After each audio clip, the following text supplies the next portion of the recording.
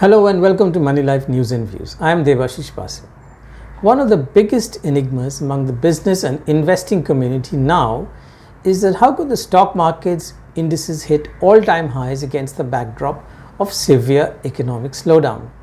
As we all know, COVID-19 led to a synchronized global economic, social and health crisis. Nobody knew anything about the virus. Life itself came to a halt.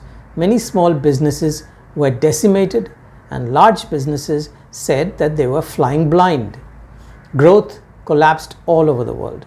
After a crash, that is a stock market crash in March, the market stabilized in April and May, but everyone said that this would just be a lull before the next storm. Everyone, including myself, feared that there was worse to come.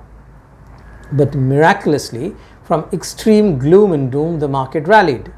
And how? And now we don't know what to make of this bull market. Some still believe that this is all speculation and economic reality will soon assert itself and stock prices would wilt. But frankly, no one is sure of anything. Usually, we manage to create post facto explanations for any phenomenon. As they say, hindsight vision is always 20/20. But the most interesting aspect of the 2020 rally is that even hindsight is not 20/20 in this case. What about past patterns? As George Santayana had said, those who cannot remember the past are condemned to repeat it. But this is true if the past repeats exactly the same way. In the market, the past does not repeat itself exactly. How about Mark Twain's comment then, which is history never repeats itself, it merely rhymes. I used to be in this camp, but let's see what happened in 2020. Within the same year, Nifty hit a low of 7,511 in March and a high of over 14,000 in December. Within 6 months of extreme despair, the market has become bullish. First it became bullish and then within the next 3 months, super bullish. Well, this was not history not repeating itself. Far from it, it didn't even rhyme. The reason is the Indian market has never recovered from big market crashes so quickly, whether in 1992, 2000 or 2008. Each time the market took years to go beyond the previous highs, but not this time. The same is the story of international markets, a crash and then immediate rally.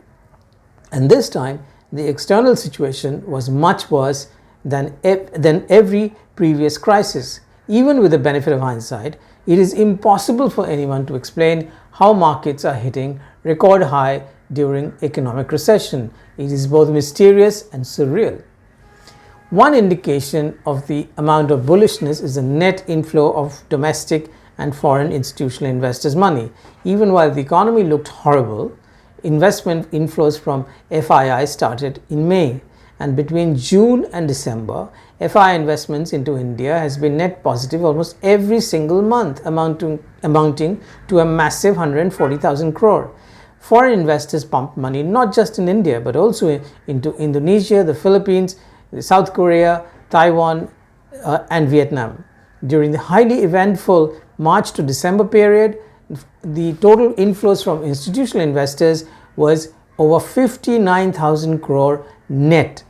Now prices are of course determined by demand and supply, and that applies to all products, the stuff that we buy on a regular basis, and it is no different with stocks. If there are more buyers than sellers, prices would go up. This is exactly what happened in 2020. It is unexpected, it is surprising, but it's all there in black and white as seen from the data. Why did institutional investors pump in so much of money?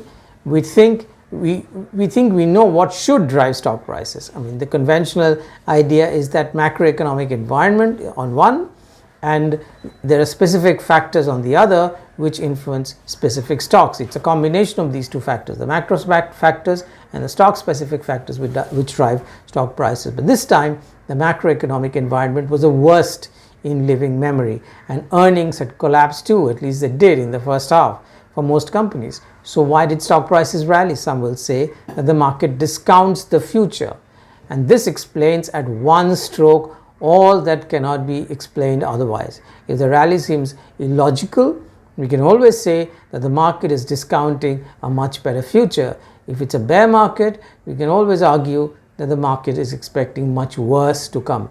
And hence, this logic, if it is a logic at all, can always be tailored to explain away everything that is immediately inexplicable. That too, of course, with the benefit of hindsight. But it is not an insight, though, that the market discounts the future, because they cannot be used to predict anything. It can be used only to offer post facto explanation when we are flummoxed. And what is that glorious future that the market is discounting? After all, before COVID-19 struck, there's always been deep despondency about anemic economic growth, and it's been like this for the past 5 years. What has happened in the last 9 months for us to be so hopeful, whereas we have evidence of 5 years of doom and gloom? Well, companies have made sharp cut in costs without affecting their businesses, but will this be permanent? We don't know.